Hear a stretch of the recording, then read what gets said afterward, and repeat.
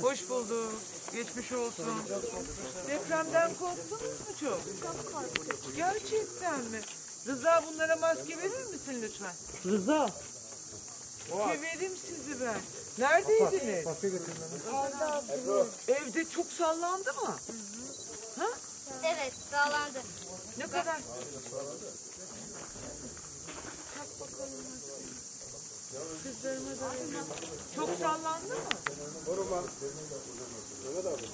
Allah'ım esirgesin. Komutanım geçmiş olsun. Selamünaleyküm. Sayın Milletvekillerim hoş Başkanım. geldiniz. Barbaros Akbulan, Götürge Kaymakamı. Hoş geldiniz. Geçmiş olsun. Sağ olun. Depremle karşılıyoruz sizi ama. Sağlık olsun. İnşallah hiç bakın. Muhtarım. Hoş geldiniz. Geçmiş olsun. Mehmet Hoş Hoş geldiniz. Selamünaleyküm. Kolay gelsin. Hoş geldiniz. Sağ olun, iyisiniz inşallah. İyiyiz ya, hamdolsun. Depremde yaşamayı öğreniyoruz sonunda.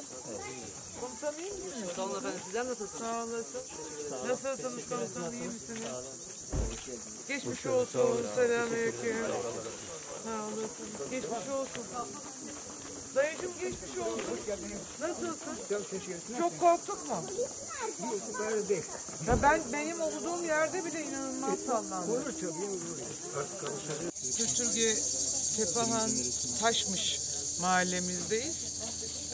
Depremin olduğu ilk andan itibaren Sayın Kaymakamımız, belediye başkanımız, muhtarlarımızla, ilçe başkanımızla hepsiyle görüşmelerimizi yaptık ve il başkanımızla birlikte hemen deprem bölgesine geldik ve geldiğimizde hem devletimiz hem de milletimiz hem de bütün AFAD ve Kızılay ekiplerimiz buradaydı. Evin sahibi Burhan abimiz burada Taşmış'ta ciddi manada depremi hissetmiş ve çocuklarını da kurtarmak için epey bir mücadele etmiş. Ama hamdolsun hem çocuklarda hem de kendisinde sağlığında hiçbir şey yok.